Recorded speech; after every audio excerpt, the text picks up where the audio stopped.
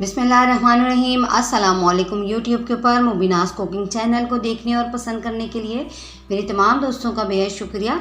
ईद के हवाले से आज एक और नई रेसिपी मैं आप लोगों के लिए लेके आई हूँ, जिसका नाम है अरबी गोश्त।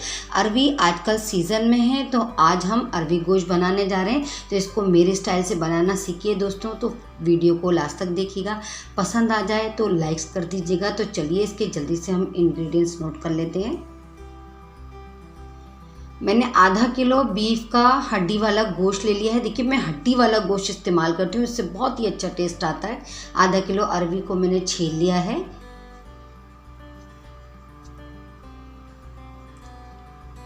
दो बड़े साइज़ की प्याज स्लाइस कर लिए मैंने। 3 टेबल स्पून लहसुन अदरक का पेस्ट, 1 table spoon red chilli powder, 1 table spoon salt, आप अपने अकॉर्डिंग टू टेस्ट लीजिएगा। 1 टेबल स्पून धनिया पाउडर, 1 टीस्पून हल्दी पाउडर, 1 टीस्पून गरम मसाला पाउडर और 4 से 5 हरी मिर्चें और आधी गड्डी हरे धनिए की। चलिए इसको बनाना स्टार्ट करते हैं। देखिए, अरबी को बीच से इस तरीके से हम कट लगा लेंगे।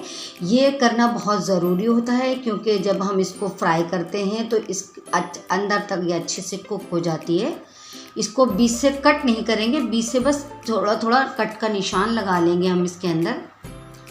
आइए इसको बनाना स्टार्ट करते हैं। मैंने एक पतीली ले ली है, उसमें तकरीबन हाफ कप के करीब मैं ऑयल शामिल कर दूंगी।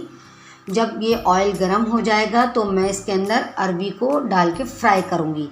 ये स्टेप दोस्तों मैं इसलिए करती हूँ कि अरबी जो है, आप जानते हैं सब लोग कि अरबी के अंदर बहुत ज़्यादा लेस होता है। ये लेसदार वेजिटेबल है, तो अगर हम इसको बग़ैर फ्राई करे गोश्त में ऐड कर देंगे तो आपके सालन में जाके ये लेस छोड़ देगी और सालन का जो टेक्सचर है वो एकदम लेसी टाइप का हो जाएगा। तो इसी वजह से हम इसको फ्राई करके डालते हैं। मैं अपने एक्सपीरियंस से आप लोगों को बताती हूँ, ताकि जो इस मिस्टेक्स मैंने कर के सीखा, आप लोग वो स्टेप मिस्टेक्स ना करें। देखिए दोस्तों, मैंने बहुत अच्छे से अरबी को फ्राई कर लिया है। अब मैं इसको निकाल लूँगी एक बार प्लेट में।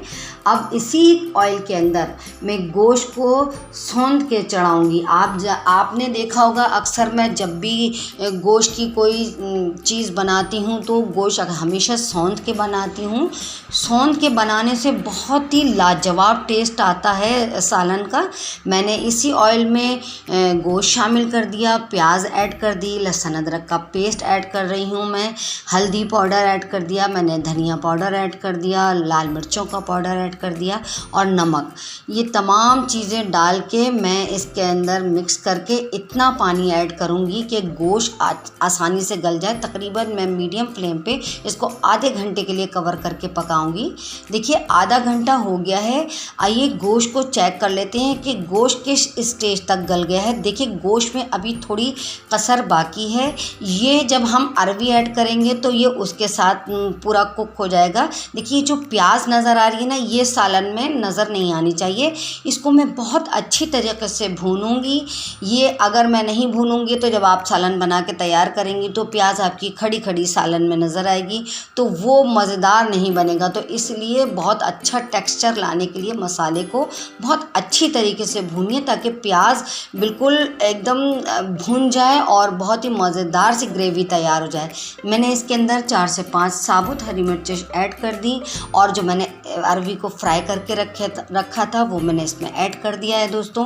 अब मैं इसके साथ 1 से 2 मिनट के लिए भून रही हूँ, ताकि जो मसाला है वो भी अरबी के अंदर उसका अरोमा आ जाए। अब मैं इसमें थोड़ा सा पानी ऐड करूँगी और फिर इसको 15 मिनट तक कुक करूँगी, ताकि अरबी भी गल जाए और गोश्त में जो कसर बाकी थी वो भी गल जाए। अगर मैं इसको बग़ैर फ्राई करे डालती ना दोस्तों, तो ये अपना सालन में लेस छोड़ देती और आपका जो सालन है वो एकदम चिपचिपा टाइप का बन जाता।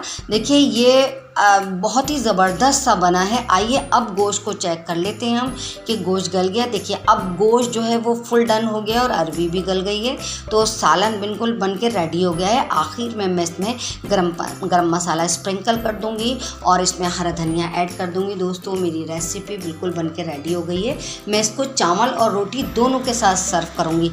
अगर आपको मेरी रेसिपी पसंद आए और मेरी टिप्स पसंद आया करें तो मेरे चैनल को ज़रूर सब्सक्राइब करिए, बेल आइकन को दबाना हरगिज़ मत भूलिए, ताकि हर आने वाली न्यू रेसिपी का नोटिफिकेशन सबसे पहले आप तक पहुंचे। और अगर आप लोग नए हैं तो आप भी जल्दी से सब्सक्राइब कर लीजिए और मुझे इंस्टाग्राम पे फॉलो करिए, फेसबुक पे फॉलो करिए और कमेंट सेक्शन में ज़रूर कमेंट्स करके बताया करिए दोस्तों कि आपको मेरी बनाई हुई रेसिपीज़ कैसी लगती हैं और मैं आप लोगों के लिए और कौन कौन सी रेसिपी लेकर आऊँ। दोस्तों मेरी हौसला अफजाई करिए ताकि मैं आप लोगों के लिए बहुत अच्छी अच्छी वैरायटीज़ लेकर आऊँ। तो मेरी वीडियो को लास्ट तक देखने के लिए थैंक्स फॉर वॉचिंग। अल्लाह हाफिज़।